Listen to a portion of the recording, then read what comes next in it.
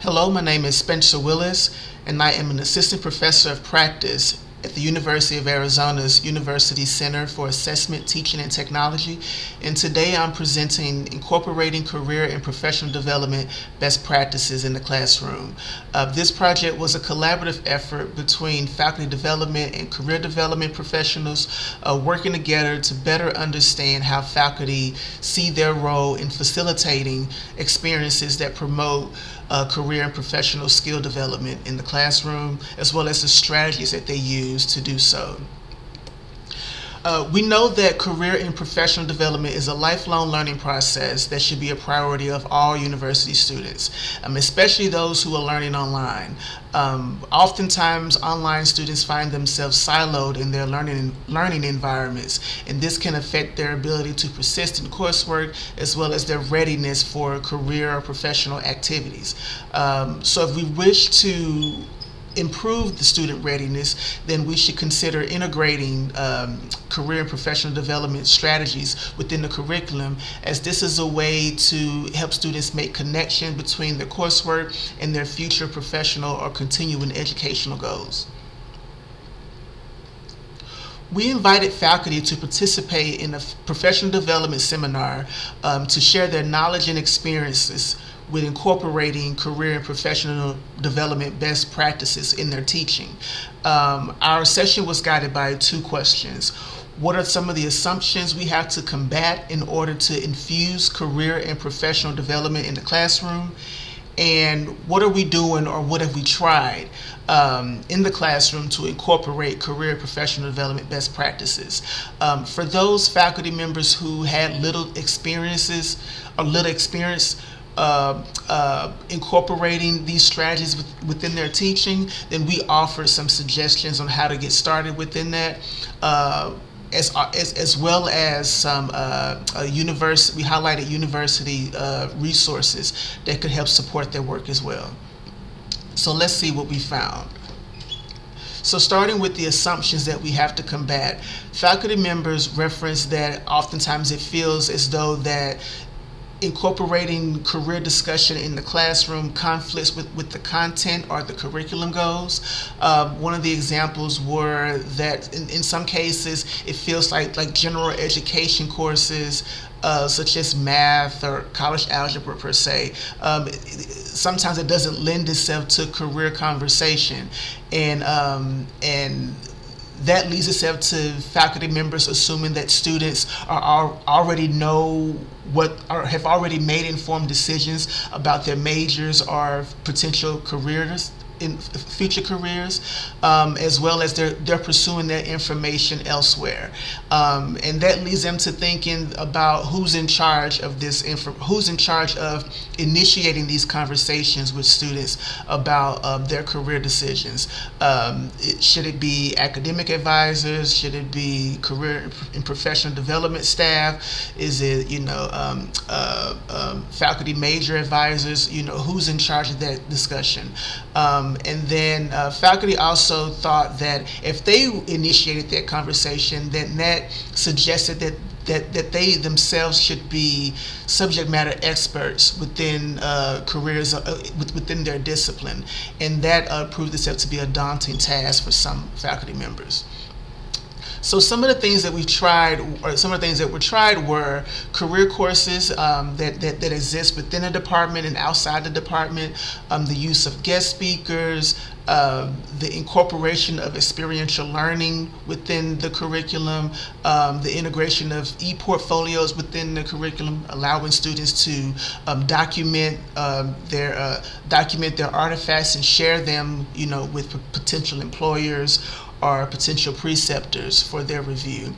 Some other interesting activities include time tracking skills, and this was from faculty in the College of Engineering. The goal of this activity was to help students control the time that they invest in different tasks, and this will help them, essentially determine which tasks take the most time and which tasks yield the best return, and then students can determine what they're doing best to support their own learning. Another example would be failure engineering, and this is just a series of difficult tasks that students complete, and it involves a series of failure, but students learn throughout that process of failure how to get better and how to better strategize to accomplish a goal. And also a failure resume, where the faculty member highlighted their shortcomings in terms of publications that weren't published or grants that weren't funded, and as a way to help students determine a plan of how to manage their emotions when they encounter these experiences throughout their professional career. As mentioned earlier, we offer some tips to help faculty members who did not have as much experience integrating this into their curriculum. We focus on 3 areas: adaptive assignments, career connections within the syllabus, within the assignments, and also the use of alumni panels. So let's start with adaptive assignments.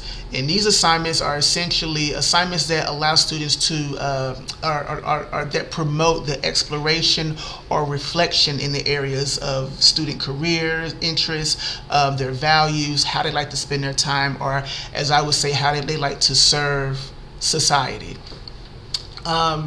These assignments could require that students identify or explicitly state, and we'll see in this a little bit later, what the skills that they're going to learn or what experience that led to that skill development.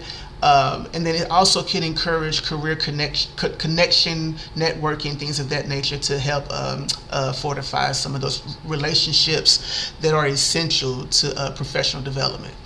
So in this example, we have an assignment in an undergraduate research methods course where students got a chance to take personality and career assessments in their chapter where they learned about quantitative survey designs. And this assignment infused career development by allowing students to take assessments to better understand their strengths or areas of improvements or their interests, while also evaluating whether or not the survey measures were reliable or valid, and connecting it back to the content of quantitative design. In career connections, some instructors explicitly state what skills students would gain by participating in this activity.